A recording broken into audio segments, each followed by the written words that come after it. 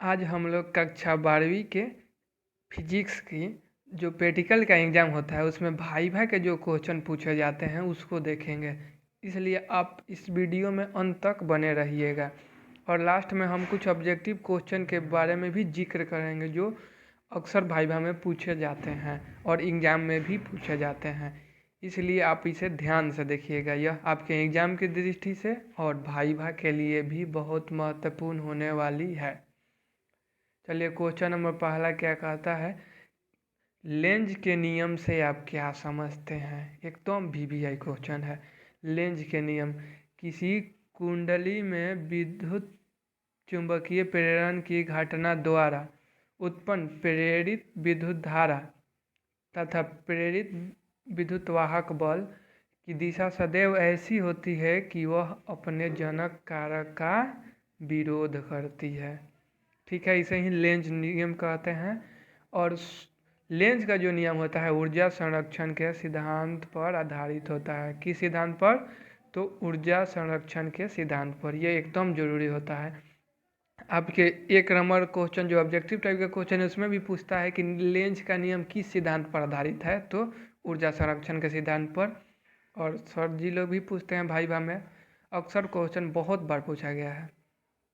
Question number 2 की तरफ बढ़ते हैं। क्वेश्चन नंबर 2 क्या कहता है, प्रकाश वैद्युत प्रभाव से आप क्या समझते हैं। What is photo electric effect. जब किसी धातु के सतह पर प्रकाश की किरण अर्थात फोटोन आपतित होता है तो उस सतह से इलेक्ट्रॉन उत्सर्जित होने लगता है। यह घटना प्रकाश वैद्युत प्रभाव कहलाता है। समझ गए।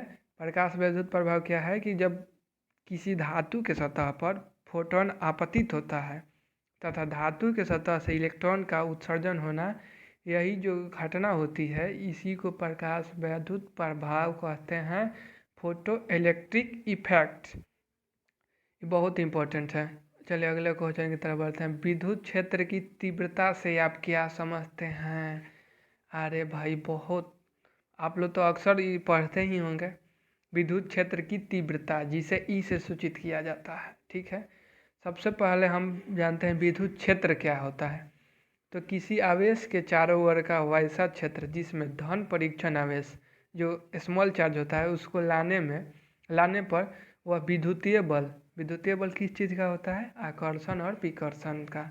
तो वह विद्युतीय बल का अनुभव करता है, वह विद्युतीय क्षेत्र कहलाता है। मतलब कि जैसे आप ही लोग बोलते होंगे कि ये हमारा एरिया है, क्या ये हमारा इलाका है, तो उतने इलाका तक आपका प्रभाव रहता है। वैसे ही एक आवेश के चारों ओर एक क्षेत्र होता है जिसमें आवेश का प्रभाव होता है, तो उस क्षेत्र को विद्युत क्षेत्र कहते हैं। ठीक है, अब आइए हम विद्युत क्षेत्र की तीव्रता के बारे में जानते हैं।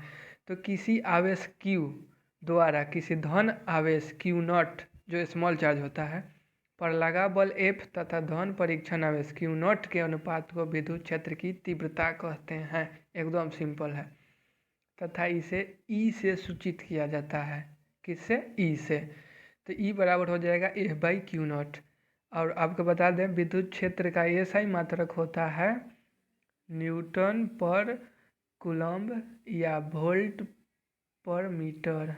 ठीक है, चलिए अगले क्वेश्चन की तरफ बढ़ते हैं। गॉस के प्रमेय से आप क्या समझते हैं। What is Gauss theorem.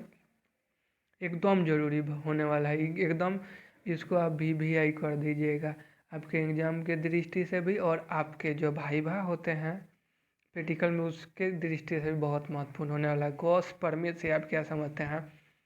तो गॉस प्रमेय कहता है कि किसी विद्युतीय क्षेत्र में किसी पृष्ठ के अंदर से होकर गुजरने वाला कुल विद्युतीय फ्लक्स पृष्ठ के अंदर के कुल आवेश का 1/ε0 गुना होता है। अर्थात फाई जिसे विद्युतीय फ्लक्स कहते हैं, फाई = Q/ε0। ये अक्सर एग्जाम में पूछता है कि फाई का मान कितना होता है, तो Q/ε0। ठीक है, यही था गॉस का प्रमेय। चलिए क्वेश्चन नंबर 5 की तरफ बढ़ते हैं। क्वेश्चन नंबर 5 क्या कहता है कि और गेट का बुलियन व्यंजक होता है। आपको बताना है कि जो गेट होता है लॉजिक गेट उसमें भी 3 मूल गेट होते हैं। कौन कौन? तो और गेट, एंड गेट और नॉट गेट, इसको मूल गेट बोलते हैं, फंडामेंटल गेट। तो और गेट का बूलियन व्यंजक आपको बताना है। तो और गेट का बूलियन व्यंजक होता है y equal to A plus B. इसको ए और बी पढ़ा जाता है, ठीक है। अब क्वेश्चन नंबर 6 की तरफ बढ़ते हैं। क्वेश्चन नंबर 6 क्या कहता है कि एंड गेट का बूलियन व्यंजक क्या होता है? क्या एंड गेट का बूलियन व्यंजक क्या होता है? आपका सही आंसर होगा y equal to A dot B. इसको पढ़ते हैं y equal to A and B, ठीक है। अब इसके बाद एक और गेट है, उसको बोलते हैं नॉट गेट। कौन सा? Not gate. नॉट गेट का बूलियन व्यंजक क्या होता है? तो नॉट गेट का बूलियन व्यंजक होता है y इक्वल टू ए बार। क्या? y इक्वल टू ए बार। इसको पढ़ते हैं y नॉट इक्वल टू ए, ठीक है। तो आप ध्यान रखिएगा, मूल गेट कितने होते हैं? तो 3। कौन कौन? Or gate, not gate and and gate जो होते हैं, ये तीनों मूल गेट हैं। क्या? Fundamental gate. चलिए अगले क्वेश्चन की तरफ बढ़ते हैं। क्वेश्चन नंबर 8, पीएनपी ट्रांजिस्टर तथा एनपीएन ट्रांजिस्टर में सबसे अच्छा होता है, कौन सबसे अच्छा होता है और क्यों? तो आपको मालूम ही होगा कि पीएनपी ट्रांजिस्टर और एनपीएन ट्रांजिस्टर में, देखिए यहाँ पे गलती हो गया, एनपीएन होना चाहिए, ठीक है। एनपीएन ट्रांजिस्टर में सबसे अच्छा एनपीएन ट्रांजिस्टर होता है, क्योंकि इसमें अधिकतम आवेश वाहक क्या होता है? तो इलेक्ट्रॉन होता है, जो होल्स के अपेक्षा अधिक आवेश को एक स्थान से दूसरे स्थान तक पहुंचाता है। इसलिए जो कंप्यूटर है, बहुत सारी युक्तियों में एनपीएन ट्रांजिस्टर का ही प्रयोग किया जाता है, पीएनपी ट्रांजिस्टर का प्रयोग नहीं किया जाता है। चलिए क्वेश्चन नंबर 9 की तरफ बढ़ते हैं। ये भी क्वेश्चन बहुत इंपॉर्टेंट होने वाला है। एक बार बोर्ड मॉडल भी क्वेश्चन है, एक बार बोर्ड में पूछा था।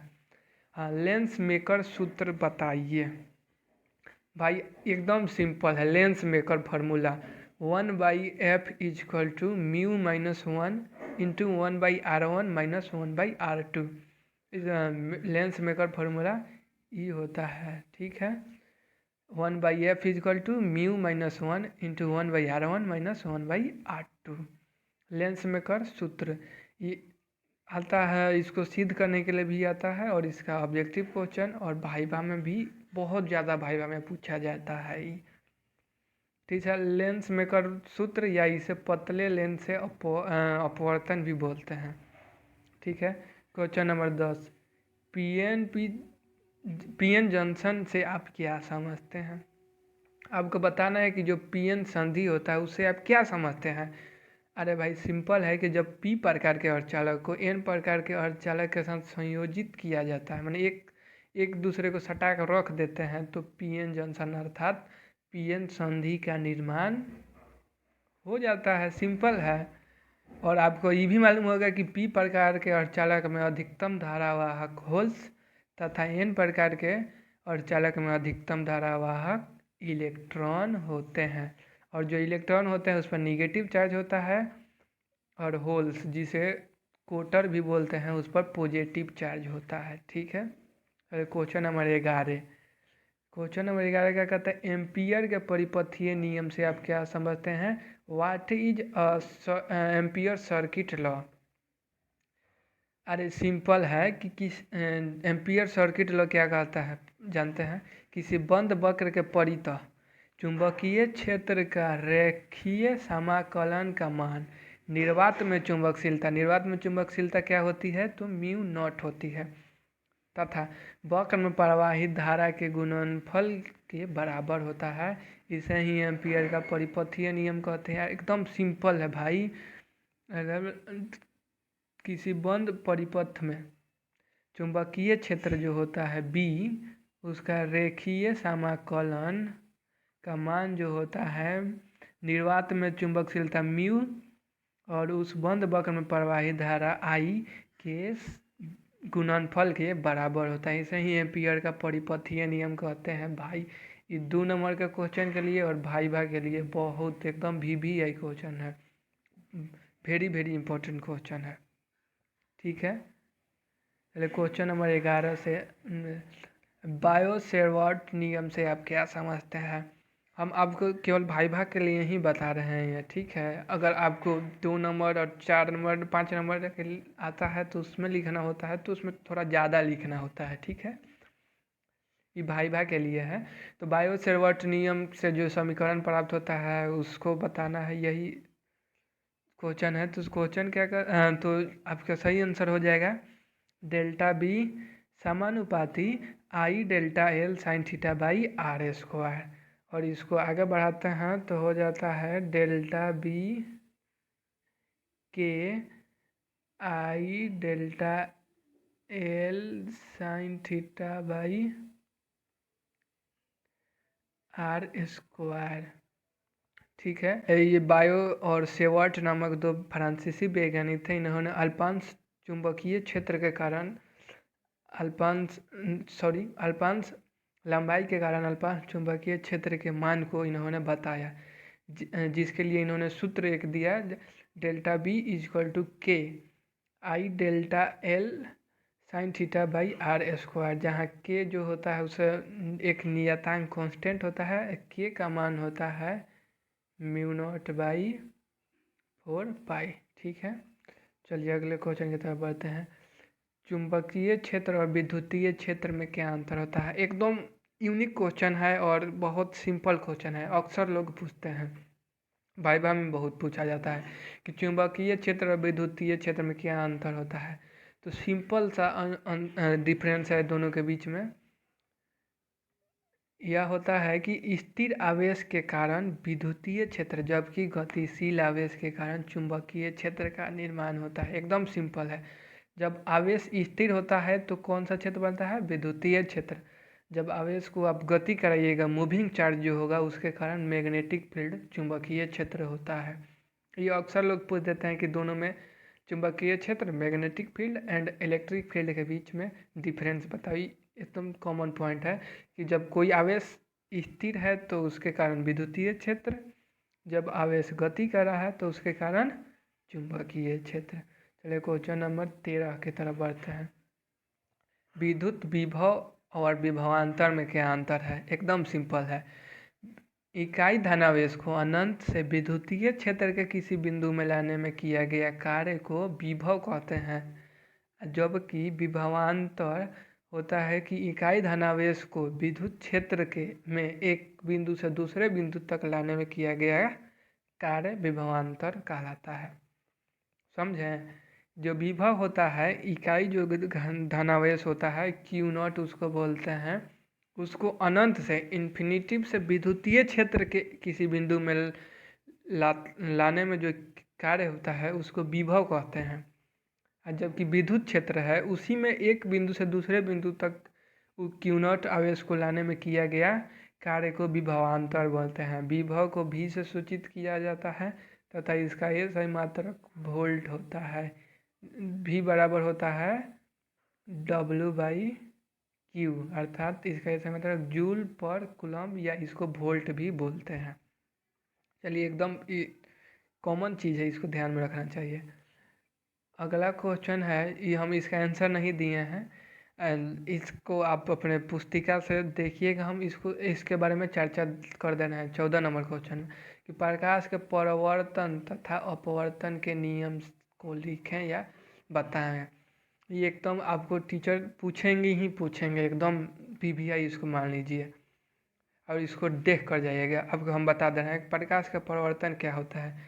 जब प्रकाश किसी माध्यम से टकराकर अपने माध्यम में वापस लौट जाता है तो उसे प्रकाश का परावर्तन कहते हैं। और अपवर्तन क्या होता है कि जब प्रकाश एक माध्यम से दूसरे माध्यम में जाता है तो वो अपने पूर्व पथ से विचलित हो जाता है, और यह जो घटना होती है अपवर्तन होती है। प्रकाश के परावर्तन के नियम क्या होता है, तो नियम यह होता है कि आपतित किरण तथा परावर्तित किरण तथा उस पर डाला गया अभिलंब तीनों एक ही तल में होते हैं। ये जो अपवर्तन और परावर्तन दोनों नियम के लिए एक इक्वल है कि आपतित किरण, परावर्तित किरण तथा उस पर डाला गया अभिलंब तीनों एक ही तल में होते हैं। परावर्तन का दूसरा नियम क्या कहता है कि आपतन कोण आपतन कोण परावर्तन कोण के बराबर होता है, आई इक्वल टू आर होता है।